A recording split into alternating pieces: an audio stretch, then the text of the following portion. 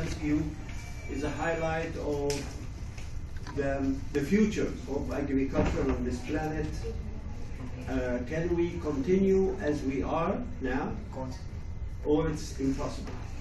There is challenges around the world, especially climate change, a change in the dynamics of demography. We are moving from 7.6 billion people to more than 10 billion people by the year 2050. The door, please, I think it's noises. So is it possible to tell them there's no other farming? And this pressure of the challenge is causing disruption. And if we talk about sustainability, sustainability is not a word of continuation to eternity and endless continuation and endless continuum. Sustainability has to relate to people. From the existence of man on this planet as hunter and gatherer in the early Stone Age, the human being was the center of events on this planet. And therefore we need to look at people. What will happen to the people? How innovations and science and technology could relate to uplifting these people. To where?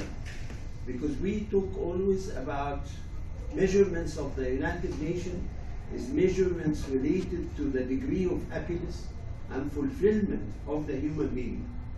Then how the human being on this planet in the rural area, where more than 60% of the population live in rural area, and the women role into these areas are very important. How can we provide them with a technology which will enable them and empower them to continue for the welfare of their own families, but using these tools of science and technology? And I think this is what I'm going to talk about. There is a presentation which I will go quickly through just to give you highlights of where we are. What is the challenges facing the world? What is the challenges facing women in agriculture? How we can get over this? What science has to offer in this relationship? And then I will end up by something called the political will. Are we listening to what's happening around us? Are we really concerned, or some politicians play games into this and they are not sincere in what they do because of greed? Gandhi said too much. He said, I think that there is enough in the world to address the needs of human beings on this planet, but there isn't enough to satisfy greed. Of course. Then greed is greed, and greed will give us very hard time. I think having said this, until the cable will come, I will ask my colleague to start her presentation, and then I will continue later. Thank you. Please, oh, you are not going to use computer, can leave this here. Thank you, please. Greetings, everyone. It's lovely to be with you today. And you're free to work here. I'll just stand in the middle and greet everyone. My name is Danielle Wood, and I work as a professor at the Massachusetts Institute of Technology. And I'm very happy to join you. I've actually been here in Delhi for the week, but I was visiting various schools and talking to secondary school students about space technology, because that is what I work on. So my work is in satellite engineering, but even more so in asking how we can use technology from space to impact life here on Earth. And I lead a research group. We're named Space Enabled. We're trying to be very clever this way, but it's because we know that technology from space enables sustainable development and helps improve life on Earth. So in my work, I really bring together a team of people from a variety of fields. And it may sound as though I'm not addressing agriculture, but in fact, it's directly related. So first, I'll give you the background. Our work includes 5 kinds of methods. We start with design thinking, and we ask, how can we design technology tools that actually meet the needs of end users? because often a technology has the potential to be helpful, but sometimes it's actually not designed in a way that somebody can use it for a daily need. Our second area is social science. All the great points you mentioned laid a great foundation to say what are the social realities that are the reason, the historical or the economic reasons for the challenges we faced, where are people living, and what are their daily lives like. So we have social scientists on our team who are master's and PhD students who are exploring these issues. The third area is data science. Some of my students that work with me are experts in artificial intelligence or geospatial data, and they explore issues to ask, what can we find geographically by looking at data as well as at the trends that are happening in an issue. The next area is engineering. I in particular am a satellite engineer, and some of my students and I, we build systems that help to collect data about the environment. So then, having explored the data we already have, we want to create new data or new systems to inform people with information. And the last piece is really to apply all that to create applications of technology for development. In my previous work, I also worked at NASA, our space agency in the US. And I was fortunate to work as a bridge between the earth science community and society. And one of the activities we had was an initiative in food security to ask how we can use data from satellites and other earth science models to improve our understanding of agriculture, and ultimately to try to make it possible for everyone from the farmer level up to the regional coordinators up to national decision makers to have the information they would need about the state of food. Now there's some great history you should know. Has anyone heard of the Famine Early Warning Systems Network, FuseNet? I'm glad we have some. That's my profession. I'm actually an agriculture journalist. Perfect. Okay, good. So I'm glad that the journalists who follow the field have heard, because FuseNet is many decades old, so it's one that we are glad that you're aware of. The Famine Early Warning Systems Network is a collaboration coming out of the United States government, where you have the United States Agency for International Development, and NASA, and the United States Geological Survey, all coordinating.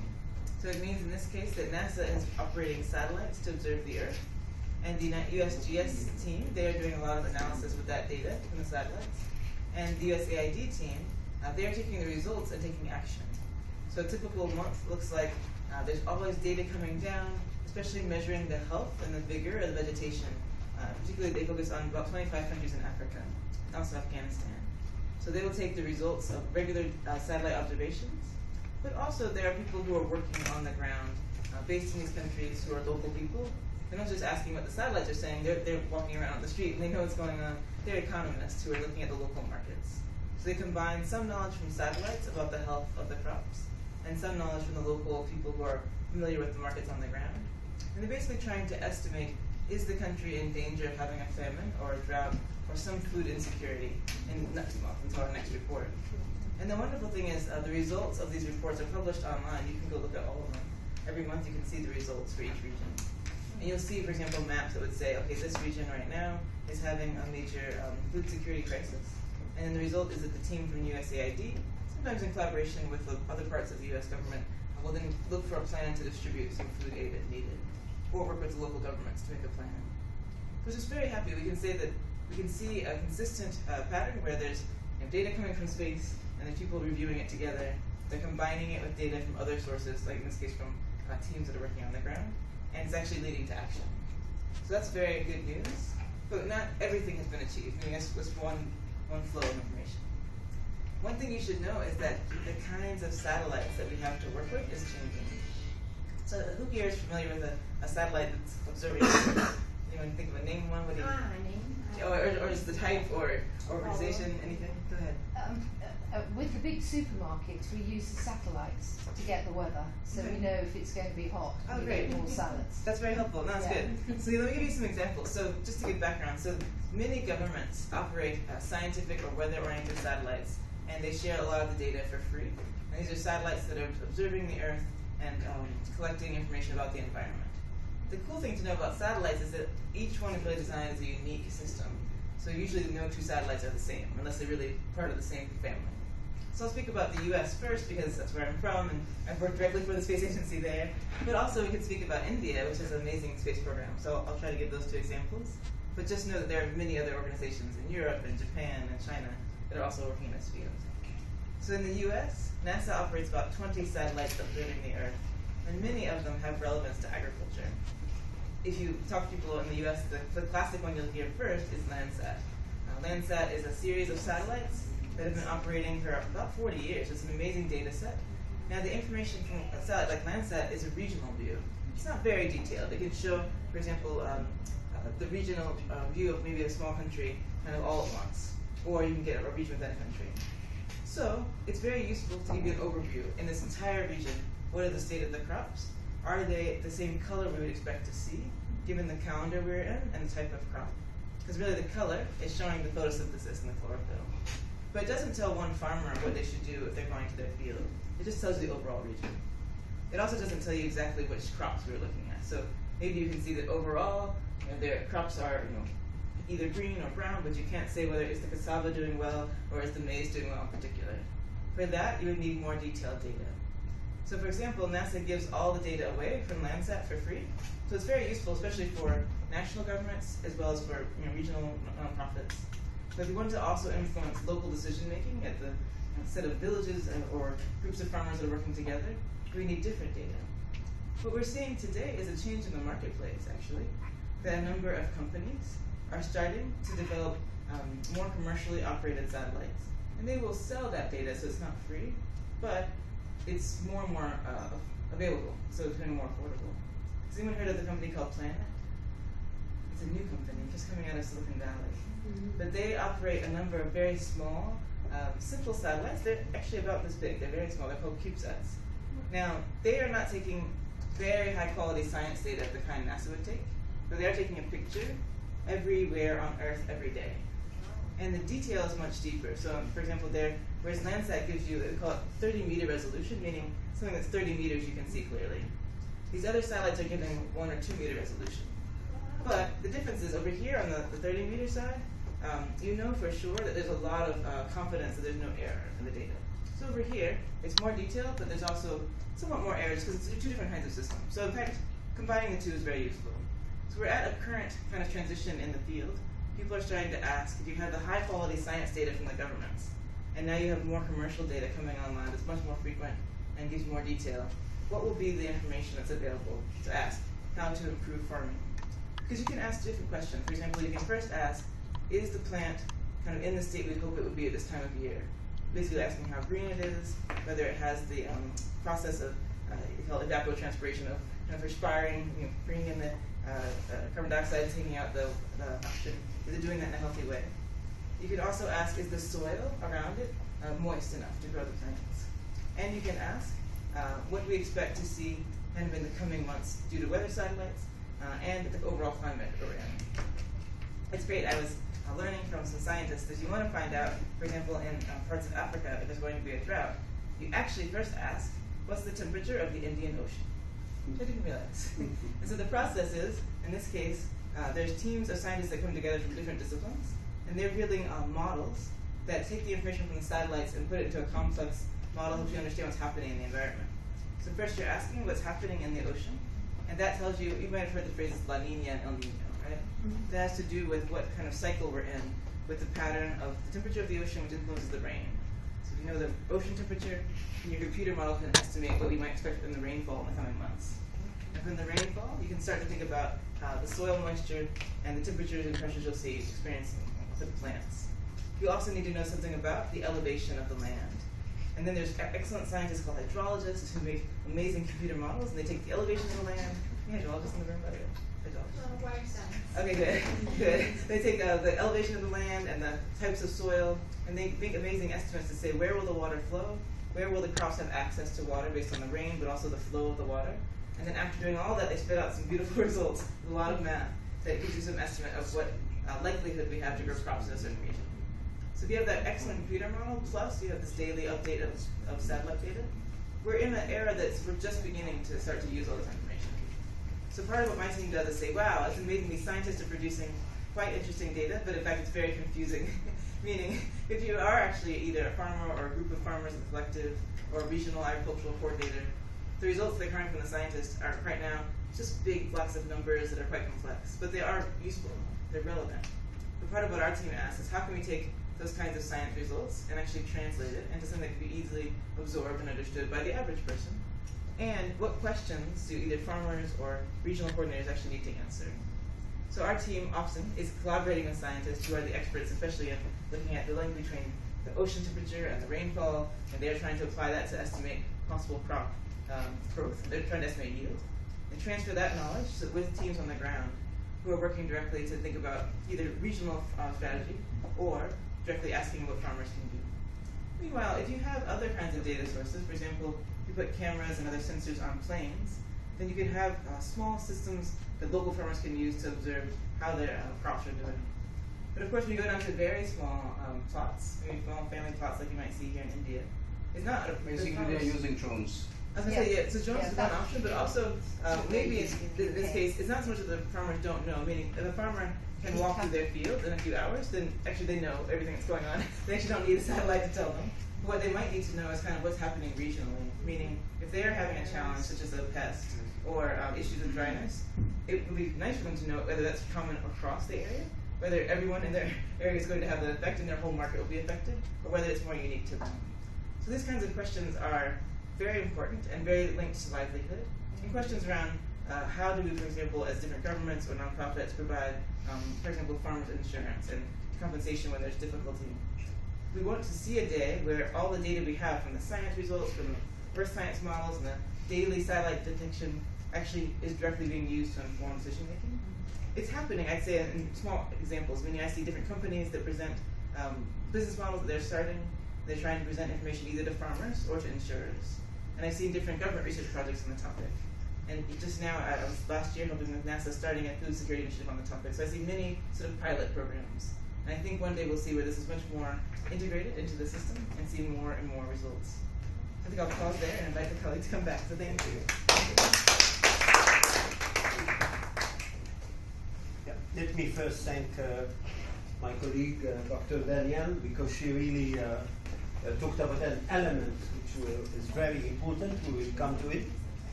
But let me just as an introduction, I am the chair of the International Dryland Development Commission, which was formed 42 years ago by concerned scientists. And this concerned scientists, well, no, it's very difficult because they have the connection to this place. I'm sorry, and I would like you to see the slides more than looking at them. I cannot read that, so, or somebody else cannot read it. No, because usually I go very quickly. Okay, colleagues, what is the IDDC is formed out of concerned scientists who are really concerned about the future of 2.5 billion people on this planet living in dry areas. What will happen to them in this harsh condition? What will be their future? Is it an exodus? Is it out-migration? Is it improved livelihood for them? Then they can settle in peace and they don't cause socio-political upheaval in other countries if they out-migrate and move outside. But let me just come back to what we are going to talk about. There is great challenge, which is there is a lot of challenges facing this planet, and to the degree that our carrying capacity is coming to close to attention, which causes rupture in this planet. Climate change, which is happening out of the activity of some industrial countries, and what happened. And now with the Paris Agreement, we talk about 2 centigrade increase of the temperature. This is not going to happen. We already have bypassed 1.3 centigrade. Therefore, we are moving very fast. Then the expectation is by year 2050, we will have a shock of having 4 centigrade more in the world. And this report is by the World Bank, and they cry why we should not have a world with 4 centigrade. Of course, there's melting of the ice caps, as well as ice caps which form the major rivers in India and China, in Africa. All of them, they will be melting very quickly, and this will cause, of course, havoc. The population, I said 7.6 billion now. We are moving to around 10 billion by 2050. 70% of this population of the increment will be in 24 countries, which is the poorest on the world. And this is shocking if we don't do something about it. But what these people who are living in this area want, they want faster growth, they want higher productivity, they would like to improve the lagging areas, and they need inclusiveness.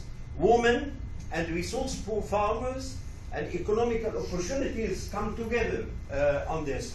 We need as well sustainability to overcome environmental degradation, and we need resilience to climate shock. And then in 2015, we had three things. We had the Paris Agreement, we had the 17 target of the MDGs. And these 17 targets, hopefully, we should fulfill by year 2030. Of course, they have a lot of aspirations for agriculture and how to ensure the sustainable natural resources base without disrupting it, without rupturing it, how to end hunger and all form of malnutrition, and to improve income opportunity and job employment related to the root cause of out-migration. What's happening as well is that employment in agriculture, if you look at it, the total employment in agriculture is more than 2.5 billion people. Out of them, women represent a major force working in agriculture, nearly 44%. This is the latest in the projection for the temperature, and as you can see, the scenario which is there on the top is talking about 3.2 to 5.4 centigrade increase by the end of the century. Is it acceptable? This is what will happen with increase of seawater level. A lot of countries will be affected. My country, Egypt, is number 9, but with the Philippines, we are the same. We are number 8, the same danger. But all these cities in Africa, more than 220 cities in the seashore of Africa will be affected, and people has to migrate inside the land or go somewhere else. I mean, for instance, Holland is planning from 2 to 3 meter increase from now, and they are putting a budget of $60 billion gradually to be increased to $150 billion to protect their existence. And they are doing it from now. Of course, aquatic life is going to be affected, seashore cities will be affected. There is physical adaptation, which is engineering structures for this, but as well as there is other kind of adaptation. What will be the impact on agriculture? Up to 50% of applied school attendance. Then the issue of ending poverty is very important for us. We talk about zero hunger, but this is all the hopes and aspiration of humanity, which is never fulfilled because lack of dignity in the politicians. When they say something, they don't mean it. That's why it's not implemented. There is no human value. Then this lady will keep on digging until something will change.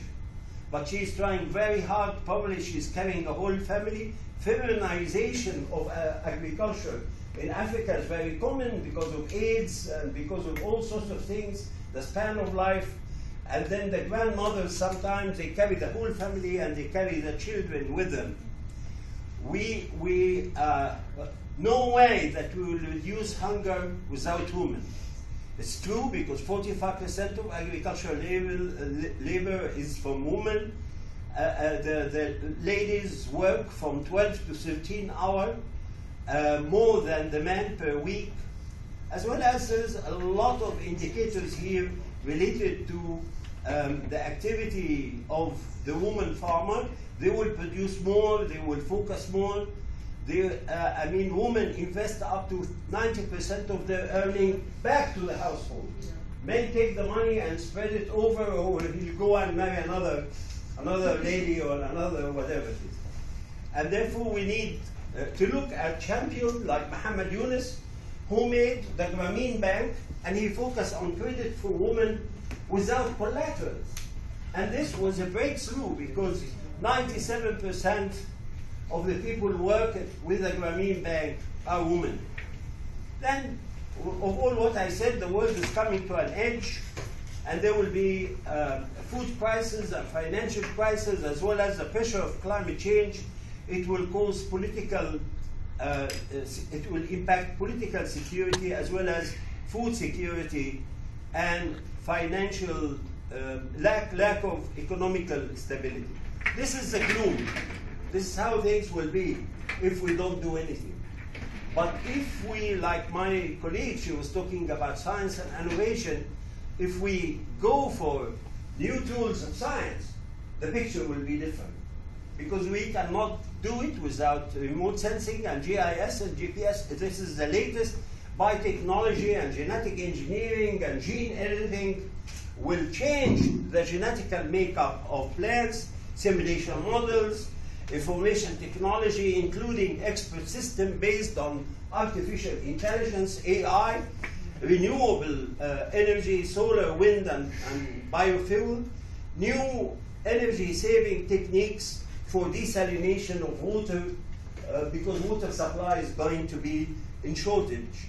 Nanotechnology, where we use bio sensors as well as nanomaterial and nanomachines.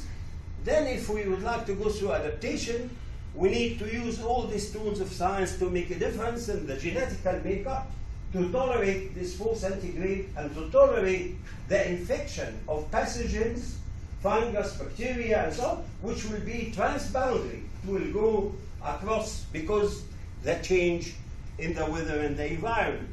We need new agro management techniques, moisture sensor based on ICT, KM, optimizing use of nutrition, remote sensing, simulation modeling, artificial intelligence, as well as cloud computing.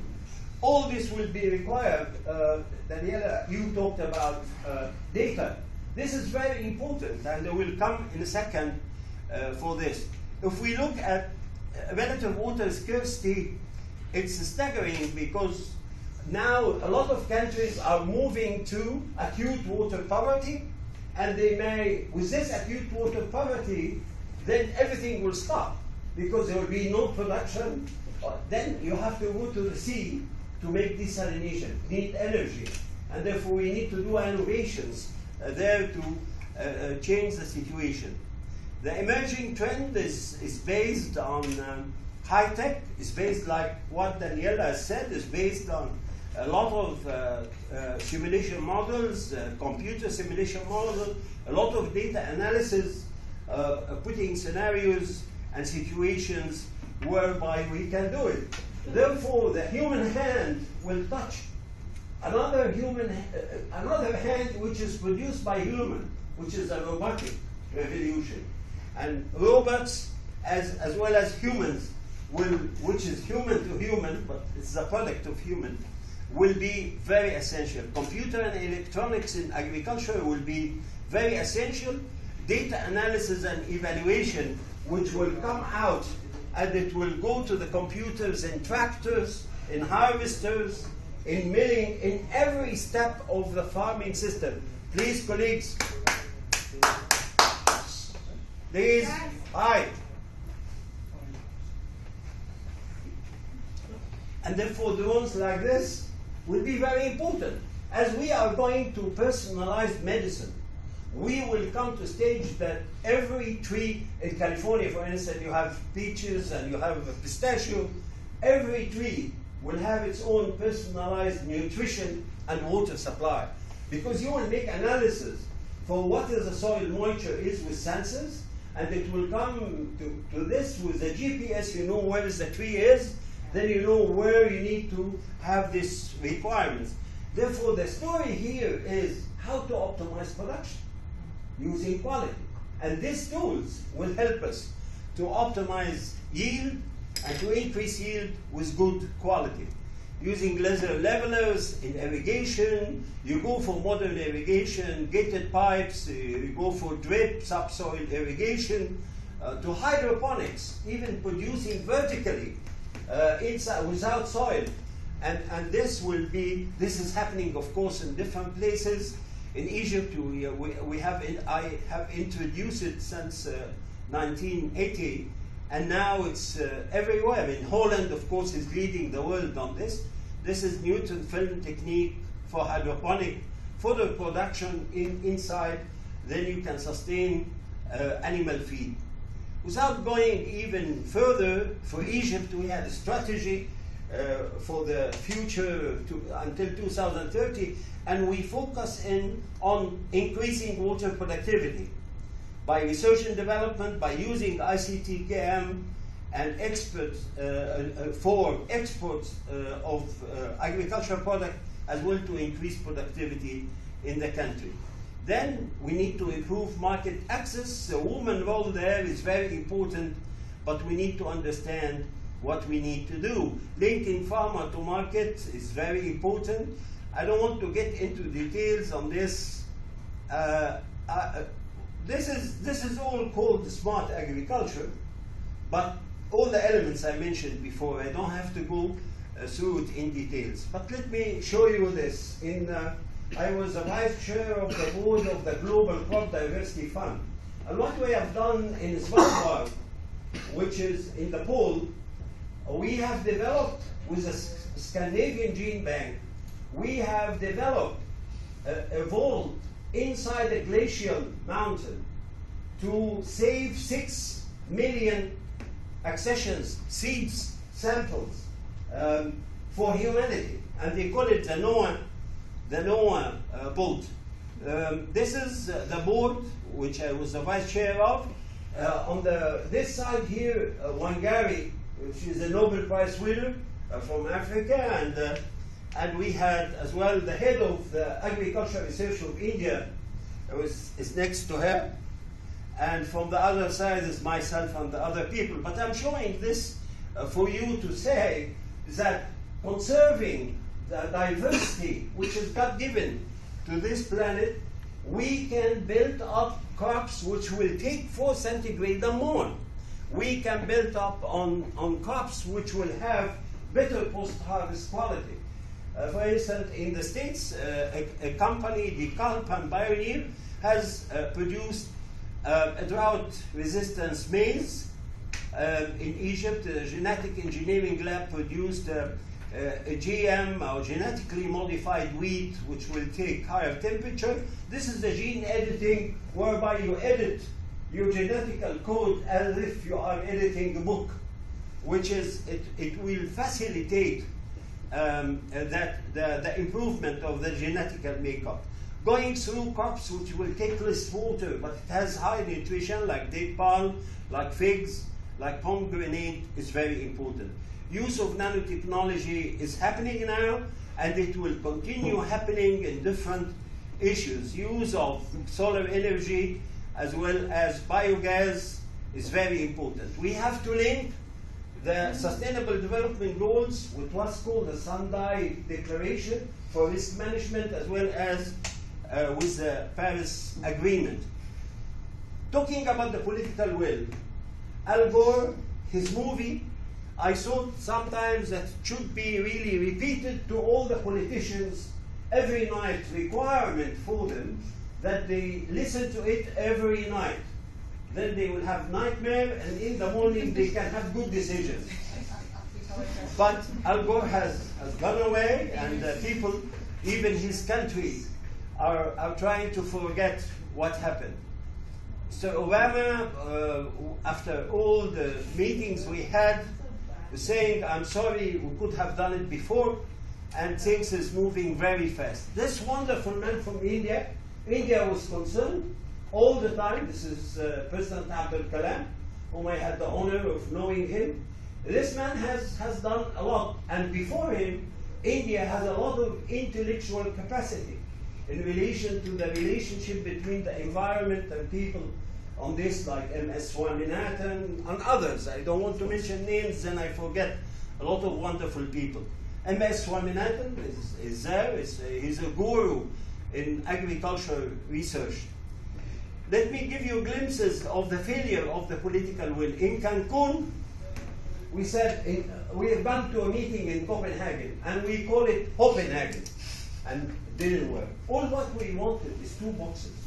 One box for technology deposit to be disseminated to the developing country. Another box is for the sinners who is polluting the environment to put money there to help and enable the developing countries and the have-not to sustain their life. We failed in Copenhagen, and then in Cancun, the motto there, we say, yes, we can. And we didn't. And we had to wait until we've gone to Paris. And in Paris, really for the first time ever, one of the leading OECD countries, the president of France said, now we have to go for cooperation, not for competitiveness. Competitiveness, yes, is good and healthy, but cooperation is very important as well, parallel to it. And they put adaptation as a major element rather than mitigation. Then we are all susceptibility map is in front of you. All the pink and light pink and red is in danger. Vulnerability, again, the map showing all that. And lack of coping capacity is common in developing countries, and lack of adaptive capacity is there. Well, the science come, and this is what you're saying, Daniel. All the scenarios we have with the IPCC is scenarios on a global level. And utmost things is to be on a regional level. I mean, the Oceanography Center in UC San Diego has done a lot of good work for California. But California may be one of the best models for looking at a valley, looking at the local. Down there you can see regional and local. What concerns the people is my valley. What concerns the people is if 4 centigrade will increase, what will happen to me? In this valley, in Salinas Valley, in any valley, what will happen to me? And this data is not there for the developing countries. France is trying to do something through Spot Image and other things. Then we have to navigate through scales, from global assessment to regional assessment to local assessment. We cannot do this without what Daniela was saying. This is the tools of the satellites. This is where the work and modelers has to work, and the data has to be analyzed, which is very big data, in order to move from mitigation to adaptation to resilience. And this is our hope. Therefore, back again to my colleague Daniela, which was saying, right, we need to, when we know a site, then we can have similar environment somewhere else, and we can have upscaling and extrapolation and transfer what happened in this to a similar environment somewhere else. Then we don't lose the time. If there is 2 similar valleys, but one in one continent and one in another continent, we can use it for proper cropping system, because the cropping system is going to change all over the world. One element I will say in passing, social poverty is much more important, if it is not important, as economical poverty. Because social poverty is that people will be impaired to express themselves because they don't have education. If you don't have education, you cannot. Even if they give you money, you're still ignorant. Therefore, education is very important, and education of the girls is of utmost importance on this regard. South-South cooperation is highly needed. We need to stop greed. We need to enhance coping and adaptive capacity using all these tools of science which I mentioned. And we need to understand that without the dissemination of knowledge from the have to the have-not, the situation is going to be really miserable. Then from OECD countries to developing countries, this will be the case. It will be win-win for both of them in order that we can have peace and stability and prosperity. Then we need the shift of consciousness on the part of the have and the have-not, and a new understanding of the oneness of humanity. I do thank you. I'm sorry for being long. Thank you very much.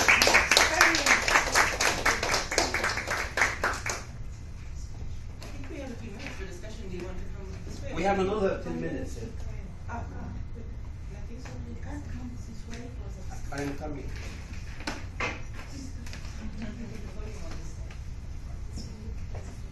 Okay, go ahead, please.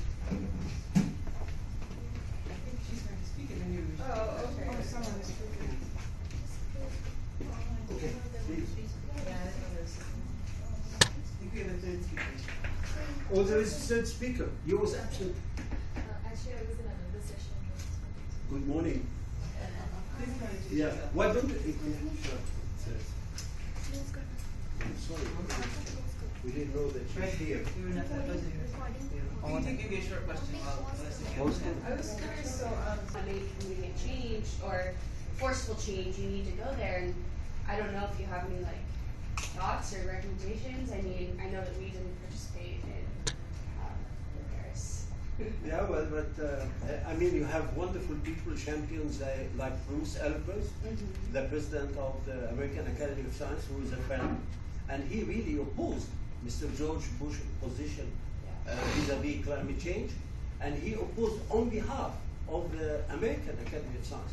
He told them that what you are saying is witchcraft, but on science, climate change is happening, and you should listen. And now a lot of, I mean, the scientists in the States, they are all against what's happening. But even university now, the EPA, nobody in the EPA can say the word of climate change. If you say it, you will be fired. Therefore, we are in a situation whereby ignorance and darkness is there. I just want to interrupt, Professor. That's a very, very poor level politics, and I would like to pull your interest, Daniela. I was following WTO negotiations, and your negotiator, Mr. Jason Hafenster, I had a word with him. And I actually had a word with the senior director of US Grain Council. He was looking for Indian market to sell ethanol because China is not entertaining you guys anymore. So is this the way USA is going to treat India? I really can't come on. See, I'll give it. I'll give it. Yes. Thank you. One more speaker on the stage. Even though there are many political challenges, I also know there's many scientists, both in the government and universities in the US, who are still able to do good research.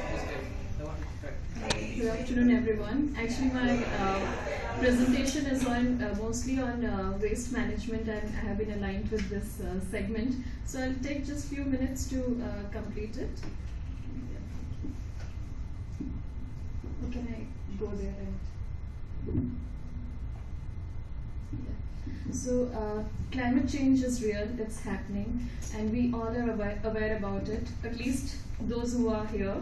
We are, but rest of the people, they're not, and many are in self-denial even. So it becomes really difficult to tackle such kind of situation. And I totally agree with you, sir, when you talked about people are actually not taking that much care, and politics is also interrupting and making it a full stream solution or mitigation. But that needs to happen. So. I just wanted to build up a context, like how. Sorry, I think I'm audible without mic. So I just wanted to build up this context.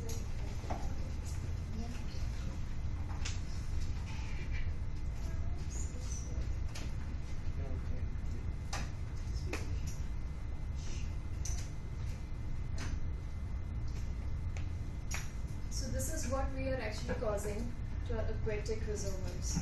And these are the 5 top cities which generate highest level of municipal waste, which can be managed really well. So waste, as my presentation goes on, it's actually wealth in disguise. We see it as filth or something which is really tough to be managed, but it can be managed, and I'll be going to some easy and doable things which community and as individuals we can actually do. So this is the reality of Yamuna River, and a lot of devotees go there, and because of industrial discharges and a lot of pollutants which are thrown into the river, the oxygen level in the water, which was counted in 2016, was 0. That's really sad. And most importantly, climate change is not gender biased. And this is also a kind of positive thing, that because it is not gender biased, so both women and men can work together towards resolving this issue. So my first take is to connect with the nature. This is our goal, but then where are we standing with this dismal reality? So when we have a lot of wastage which are actually there right in front of world's wonder, which is on the #1 rank, what are we going to do about it? So waste isn't actually waste. In my opinion, we can also retrofit waste. Like we retrofit a building or furniture, we can also retrofit waste. So I think these are certain statistics which all of us know how many years does it require for a material to be decomposed. So the first thing starts with segregating waste at its origin. I can cite one example of Goa. A few years back, I met the municipal department's head in a conference where he mentioned that people were not in the habit of segregating waste earlier. So what they did is they started segregating waste for the people residents of Goa themselves and made it a habit of their regular life. And they started relying on that sort of service. And when they started, when the reliability increased with a matter of time, then they asked people to do it, otherwise they won't take waste. And that is how they started inculcating that kind of behavior. So we need to adjust to reduce and reuse of materials, of things like we can't just go and buy a lot of food just because we want it. It's not based on our desires, it is purely based on our needs. Otherwise, the amount of food that we buy without any reason, that gets wasted. And likewise, it applies, this fundamental applies on a lot of things that we purchase. What I can recycle and what I can't. So within the community, even if we are sensitizing ourselves on a daily basis, regularly, because we are fond of this concept and we truly believe that it can be a successful endeavor. But we need to propagate it to the community. So we need to sensitize people, because a lot of people don't know that they can't recycle some package like the chips packets or the cartons, the Tetra packs and all that. But we can reuse and recycle certain things. And for example, the wine bottles, plastic bottles can be bottle planters. Even the plastic tubs can be used as hydroponics. I was working in a company, sir, where we had hydroponics, which was manually designed by us.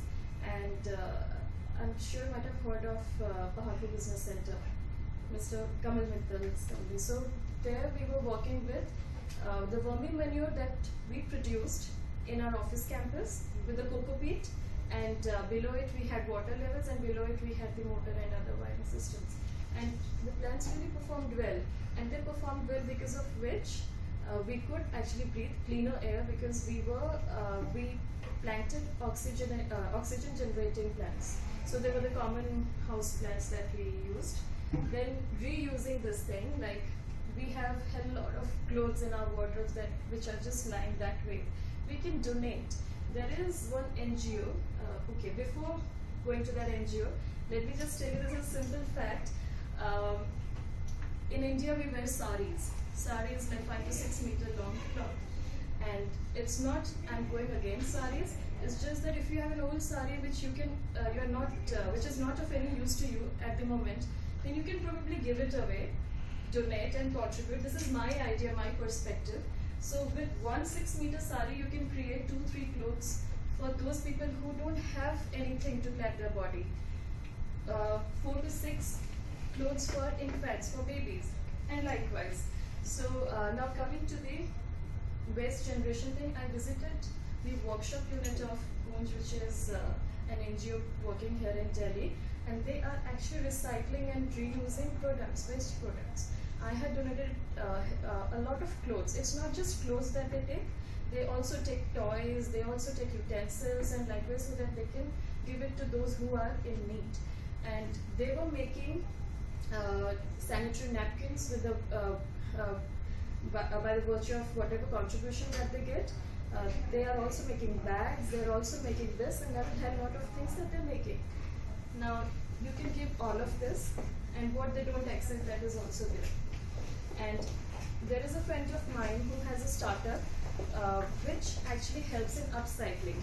And this, with the help of this upcycling, they are making products with the waste which can be used creatively even.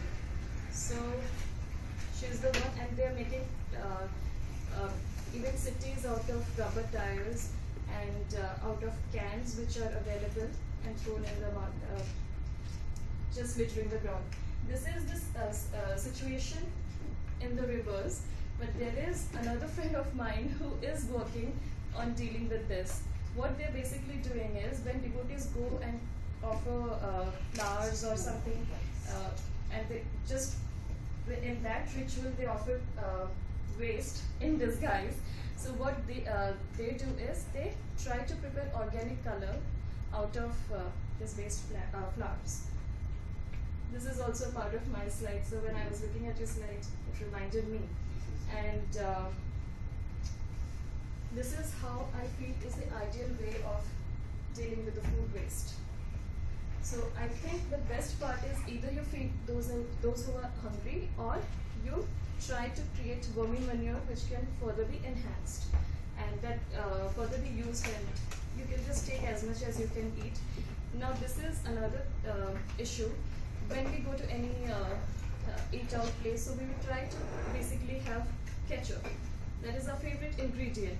But what happens when we take a sachet? Some amount of ketchup also gets wasted, plus it adds to pollution, land pollution and wastage. So we cannot recycle ketchup's package because that material is not biodegradable, but we can recycle, I'm so sorry. But what we can do as a mitigational approach is, we can have a dispenser so that the reduction, so that the wastage is reduced, both in terms of ketchups and in terms of sachets. Yeah, so I'm just moving fast. And we can create our own vermi manure, vermicompost pit. Here I would like to highlight one thing which I really feel that we can do is, we can create our own vermicompost pit within our campus, and we can employ a lot of people to create more. We can ask other people who are in the apartment or in the society to contribute to the vermicompost pit, and for that even garden waste can be a part. But if you make a revenue model out of it, then people will be more encouraged. So my idea was, if you make vermi manure, you can either exchange with any nursery in exchange of plants, or you can give it away to the farmers who are suffering from like dryness and droughts and all. So that can be managed. Electronic waste, yes, that needs to be done, and the major solution for this is to reuse it or give it away to someone else. So this is how I feel like waste is wealth and all. I would like to cite an example of Sweden, who has biogas plants, and it uses waste materials to generate heat and electricity for the people. And I think in many countries that should also be done, especially in India, where there is army sitting right on top of the hills and shivering in cold and protecting the countries. Our country, and there is army in various other countries who are there in the chilling winds and all, so that they can be helped with the help of waste. Even the farmers can be helped with the help of waste.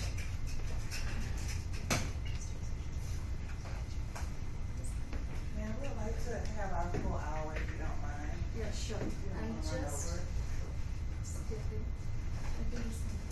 Anyway, I would like to end my session with this point that if you have waste, just don't look away from waste. We try to figure out solutions which can actually convert waste into wealth. Thank you so much.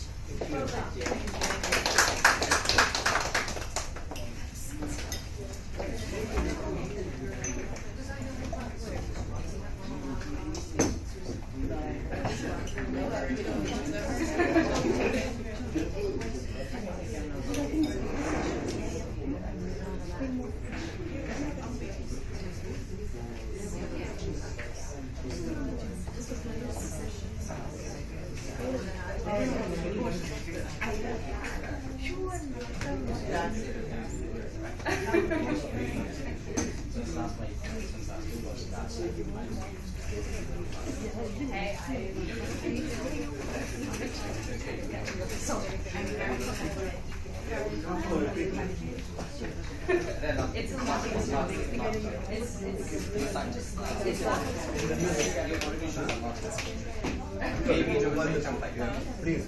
I'm not a fan.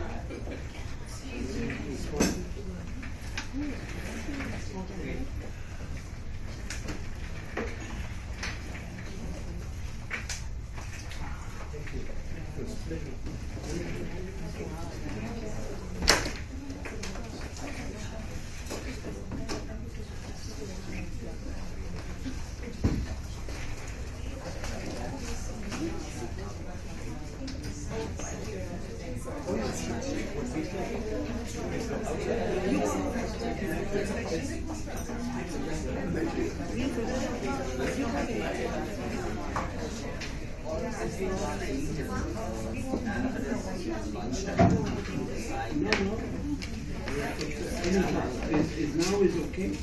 Yeah. Usually certain things that we do on the spot that we can. Thank you.